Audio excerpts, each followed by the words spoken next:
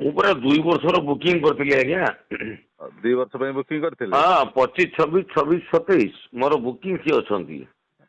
ଆଜ୍ଞା ସିଏ ବୁକିଂ କଲା ପରେ ପଇସା ଆଡଭାନ୍ସ ଦେଲା ପରେ ତାଙ୍କ ଦେହ ସ୍ୱାସ୍ଥ୍ୟ ତ ଅସୁବିଧା ହେଲା। ଆଜ୍ଞା ସିଏ ଯାଇକି ପୁଣି ଏଠି ଟ୍ରିଟମେଣ୍ଟ କରି ଯାଇକି ଆପଣଙ୍କର ବିଶାଖାପାଟଣାର ଅପରେସନ ହେଲେ, ମେଜର ଅପରେସନ ଆଜ୍ଞା ସ୍ପାଇନାଲ କର୍ଡ। ଆଜି ପର୍ଯ୍ୟନ୍ତ ସିଏ ରିଏଲସେଲ କରିପାରିଲେନି, ହାପି ମାନେ ଖାଲି ଛିଡା ହେଇକି ଡାଇଲଗ କହିଲେ। ଆଜ୍ଞା ଏପର୍ଯ୍ୟନ୍ତ ବି ସେ ଡାଇଲଗ କହୁଛନ୍ତି, ଯାଉଛନ୍ତି ଅଛନ୍ତି, ସେ ଏପର୍ଯ୍ୟନ୍ତ ତାଙ୍କର ବଡି ଫ୍ରି ହେଇନାହିଁ।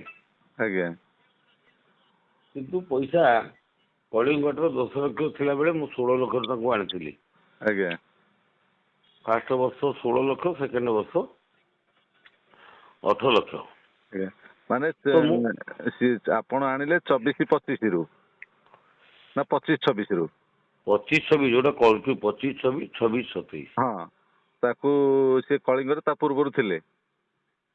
ତା ପୂର୍ବରୁ ସେ ଥିଲେ, ସେ ଫାଷ୍ଟ ବର୍ଷ ଯାଇଥିଲେ। ତା ଦେହ ଅସୁସ୍ଥ ହେଲା ପରେ ଖଣ୍ଡଗିରି ମେଳାରୁ ସିଏ ମେଡିକାଲ ଇଏରେ ରହିଗଲେ ପୁରା।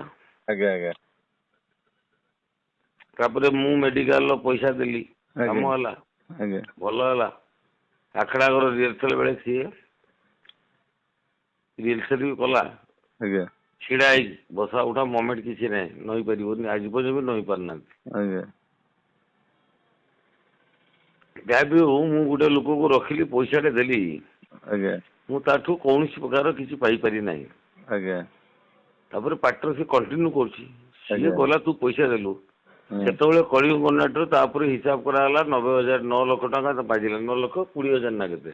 ଆଜ୍ଞା ଆମର ଯାତ୍ରା ମାଲିକ ସଭାପତି ପାକୁ ବାବୁ ମୋ ସହିତ ଆଲୋଚନା ହେଲେ। ମୁଁ ଭାଇ ଦେଖ, ଅଲରେଡି ମୁଁ ତାକୁ ଯେତିକି ଆଡଭାନ୍ସ ଦେବା କଥା ଦେଇଥିଲି, ବର୍ତ୍ତମାନ ତା ଦେହ ଅସୁସ୍ଥ, ସିଏ ମାଗୁଛି 8 ଲକ୍ଷ ଦେଲେ ଯାଇକି ଅପରେସନ ହବ।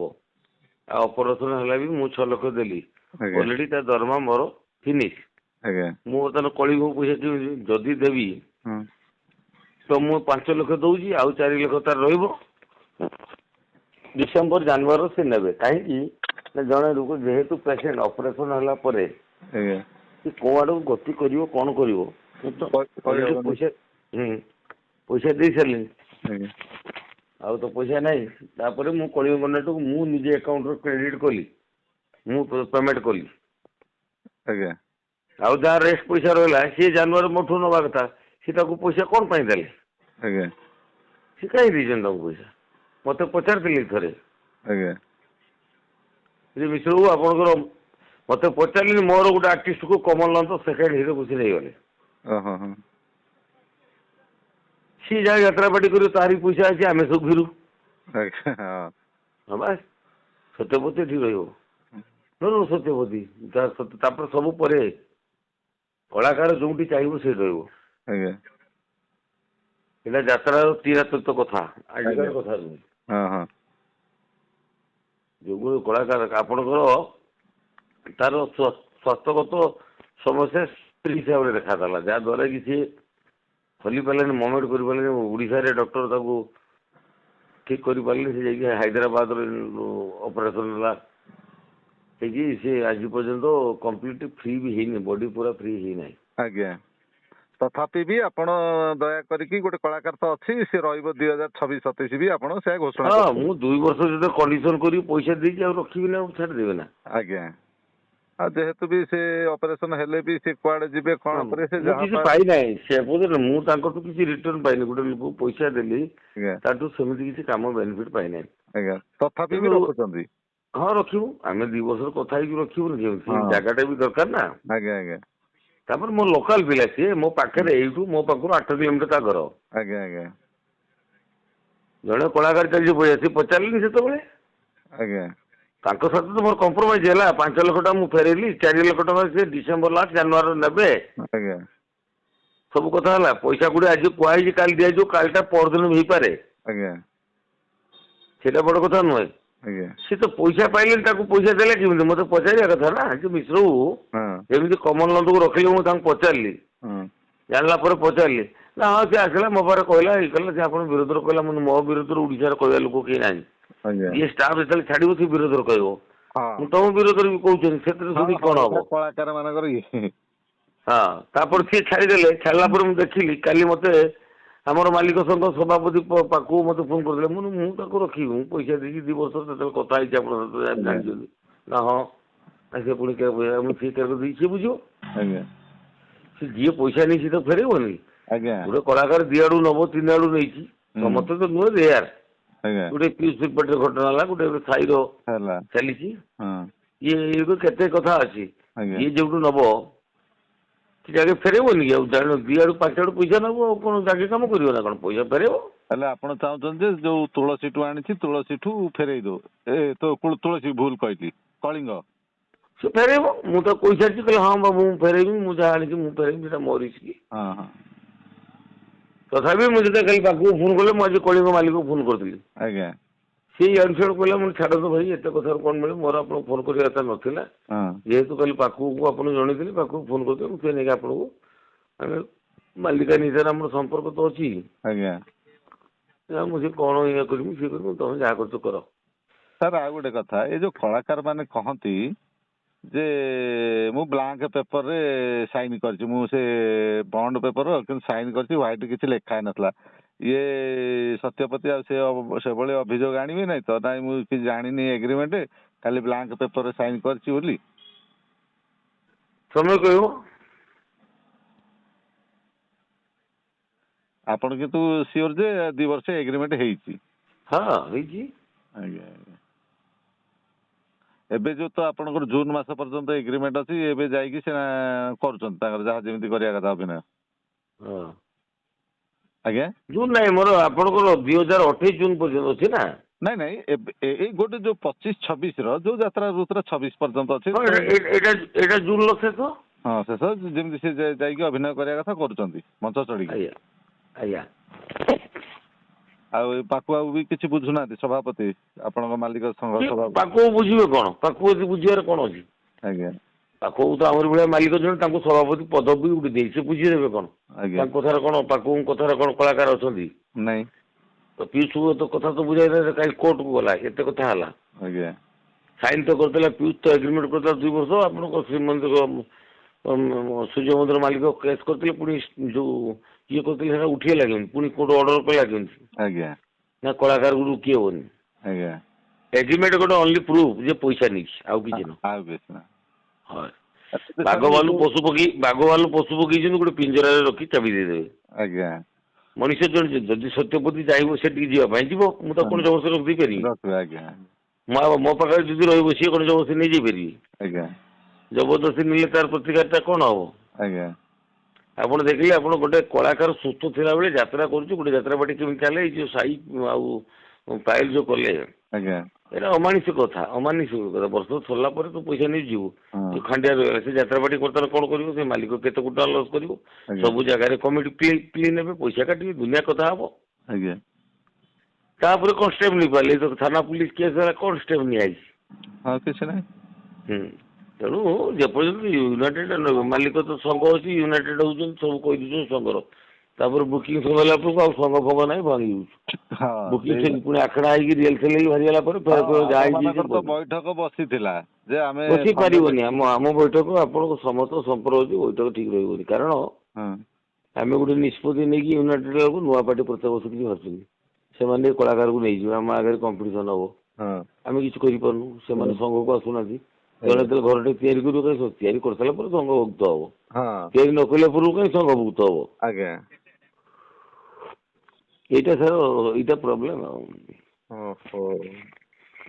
ଏବେ ସାର୍ ସେ ଯୋଉ ପିୟୁଷ ସିଂହ ବାହିନୀ ସହିତ 5 ବର୍ଷ ଏଗ୍ରିମେଣ୍ଟ କରିଛନ୍ତି ବୋଲି କହୁଛନ୍ତି, ସିଏ ପାଡିଆ ବି କହୁଛନ୍ତି, ପିୟୁଷ ବି କହୁଛନ୍ତି କି ମୁଁ 5 ବର୍ଷ ରହିବି। କାଲି ସକାଳେ ତାଙ୍କର ଇଚ୍ଛା ନହେଲେ ବି ତ ଛାଡ଼ି ଦେଇକି ପଳେଇ ଆସିପାରିବେ। ପିୟୁଷ ଆସନ୍ତା ବର୍ଷକୁ ରହିବନି, ମୁଁ ଆପଣଙ୍କୁ କହିଲି। ରହିବେନି? ନାଇଁ, ମୁଁ ଯେତିକି ଜାଣିଲିନି, ଆମେ ଯାହା ଜାଣୁଛୁ, ଆଜ୍ଞା ପିୟୁଷ ଆସନ୍ତା ବର୍ଷକୁ ରହିବନି। 5 ବର୍ଷ ଏଗ୍ରିମେଣ୍ଟ 5 ମାସରେ ସରିବ। ଓହୋ ଆଜ୍ଞା ଏଗ୍ରିମେଣ୍ଟ କାଏମ ହବ ଆଜ୍ଞା ଯଦି ରେଜିଷ୍ଟ୍ରି ଏଗ୍ରିମେଣ୍ଟ ହବ। ହଁ ଆମେ ଖାଲି ଆପଣ ନୋଟାରୀ ଆଉ ଯୋଉ ଭାରବାଲି କିଣି ଆଣିକି ରେଭିନ୍ୟୁର ମାରିଦେଇ କରିବା, ଏଥିରେ କିଛି ଯଥାର୍ଥ ହିଁ ନାହିଁ। ଓହୋ ଅନଲି ରେଜିଷ୍ଟ୍ରେସନଟା ଆଉ ଯୋଉ ଆପଣ ଜମି ବାଡି ଭଲ ମନ୍ଦ, ଲୋକ ତ ପୁଣି ନଟାର ଏଗ୍ରିମେଣ୍ଟ କରିକି ବର୍ଷକ ଟାଇମ ଦେଇକି ଜମିବାଡି କିଣା ବିକ୍ରି ହଉଛି, ଆଜ୍ଞା ତାପରେ ଫାଙ୍କି ଦଉଛ, କଣ କିଛି କରି ହଉଛି? ନାଇଁ ତାପରେ କେସ୍ ହଁ ଯେକୌଣସି ମାଲି ମକଦ୍ଦମା କେସ୍ ଯେଟା କୋର୍ଟକୁ ଯିବ, ଆଜ୍ଞା ଯେ କଣ ସଙ୍ଗେ ସଙ୍ଗେ ଏମିତି କିଛି କେସ୍ ଅଛି ଆପଣ ଯେଇଠି ରେପ୍ ହେଉଛି ମର୍ଡର ହେଉଛି ସେଠି ସାଙ୍ଗେ ସାଙ୍ଗେ ଆସାମୀକୁ ଧରାଯାଆନ୍ତା, ମୁଦାଲାକୁ ଧରାଯାନ୍ତା, ସଙ୍ଗେ ସାଙ୍ଗେ ଫାଶୀ ଅର୍ଡର ହୁଅନ୍ତା କି ପନିସମେଣ୍ଟ ହୁଅନ୍ତା କି ଗୋଟେ ହେଇଯାନ୍ତା। ହଁ ସେ କେସ୍ ବି ବର୍ଷ ବର୍ଷ ଚାଲିଛି। ଆଜ୍ଞା ଆଉ ଇଏ ମନି ମ୍ୟାଟର କଥା ଅଛି, ମନି ସୁଟ୍ ବହୁତ ଲମ୍ବି ସାର୍, ବହୁତ ଲଙ୍ଗ ପ୍ରୋସେସ। ହଁ ଏଇଟା କେବଳ ପଇସା ନେଇଛି ସେତିକି ପ୍ରୁଭ ଆଉ କିଛି ନାହିଁ। ୟାକୁ କେସ୍ ଆପଣ କୋର୍ଟକୁ ଯିବେ, କୋର୍ଟକୁ ଗଲେ ଆପଣଙ୍କ ତ ଯାତ୍ରାଟା ଜୁଲ, ଆପଣ କୋର୍ଟକୁ ଯିବେ ଜୁଲ ଆପଣ ହେଡକ୍ୱାର୍ଟର ପହଞ୍ଚିଲାନି, ଆଜ୍ଞା ଆପଣ କେସ୍ କରିବେ, ସେ କେତେଟା ଜୁନ ଚାଲିଯିବ। ଆଜ୍ଞା କେସ୍ କମ୍ପ୍ଲିଟ୍ ହେଇଯାଇଥିବେ, ରାୟ ପ୍ରକାଶ ପାଇତେ ପାଇତେ କେତେଟା ଜୁନ ଚାଲିଯିବ। ଆଜ୍ଞା ଯାତ୍ରା ତ ଆଜିକାର କଥା, ଆଜି ନହେଲେ ଆଜି ଆପଣଙ୍କ ଏଫେକ୍ଟ ହେଲା।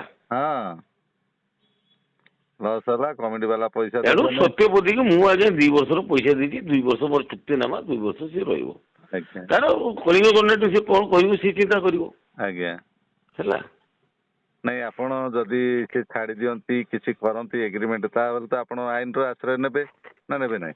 ନିଶ୍ଚୟ ନିଶ୍ଚୟ ଆଇନ ଆଶ୍ରୟ ସିଏ ନେବେ, ମୁଁ ବି ନେବି। ଆଜ୍ଞା ସେଇଟା ଆପଣ ଶୁଣନ୍ତୁ, ଯାତ୍ରାପାଟିର ସିଷ୍ଟମ ହଉଛି ମୋ ପାଖରେ କଳାକାର ଅଛି, ମୁଁ ତା ପାଇଁ ଲଢ଼ିବି। ଆଜ୍ଞା ତା ପାଖରେ କଳାକାର ଅଛି, ସିଏ ତାକୁ ସପୋର୍ଟ କରିବ। ଆଜ୍ଞା ଯାତ୍ରାପାଟିରେ କି ମତେ ଆପଣ ବେ କହିବେ, ମୁଁ ଆପଣ ଏରିଆରେ ଆପଣ ସେର ହେଲେ ମୁଁ ମୋ ଏରିଆରେ ମୁଁ ସେର ହଁ ନିଶ୍ଚିତ କଥା ଏଇଟା ଆଉ। ହେଲା। ଆପଣ ମତେ ଚାପୁଡେ ପିଟିବେ, ମୁଁ ଆପଣଙ୍କୁ 10 ଚାପୁଡ ଗଣି ପିଟିବି, ଗୋଟେ ନୁହେଁ 10, 1ରୁ ଡବଲ ନୁହେଁ 10 ପିଟିବି। ଆଜ୍ଞା ଏଇଟା ହଉଛି ଯାତ୍ରାପାଟି ଟ୍ରେଡିସନ ଆଜ୍ଞା। ଆମେ ବି ପଇସା ଲଗେଇଛୁ ହଁ ଏଠି, ତମେ ପଇସା ମୋ କହିବା ଗତ ବର୍ଷ ଆମେ ପାକୁ ଆଲେକ୍ସାଣ୍ଡର ଚାରିଆଡେ କହିଲ, ସଂଘର କଥା ପଡିଲା, ଡିସାଇଡ ହେଲା, ପାକୁ ଫୋନ କଲେ, ସବୁ କଥା ହେଲା, ପାକୁ କଥିତ କଥା ଅନୁସାରେ 5 ଲକ୍ଷ ଦିଆଗଲା, ଆଜ୍ଞା ଆଉ 5 ଲକ୍ଷ ଟଙ୍କା ଡିସେମ୍ବର କୁହାଯାଇଥିଲା। ଡିସେମ୍ବର ଜାନୁଆରୀ ତମେ ପଇସା ଦେଲା ବେଳେ ଯେତେବେଳେ ତମ ସତ୍ୟପୁତ ତମ ଘରେ ପହଞ୍ଚିଲା, ଆଜ୍ଞା ତାର କର୍ତ୍ତବ୍ୟ ଥିଲା ନା, ଏଇଟା ମିଶ୍ର 2 ବର୍ଷ ତାକୁ ରଖିଛନ୍ତି, ଜାଣିଲେ କି ନାହିଁ? ହଁ ଭାଇ ସେ ସତ୍ୟକୁ ରଖୁନାହାନ୍ତି କି, ଆପଣ ଆସି ପହଞ୍ଚି ମୋ ପଇସା ଦଉନାହାନ୍ତି କି? ହଁ ମତେ ତ ଦବା କଥା ହେଇଥିଲା, ମୁଁ ଆପଣଙ୍କୁ ଦବା କଥା, ଆପଣ ତ ବର୍ଷ ଗଲା, ଆପଣ ଡିସେମ୍ବର ଜାନୁଆରୀ ମତେ ଦେଇଦେବେ ପଇସାଟା, ସେ ମୋ ପାଖକୁ ଆସିଥିଲା।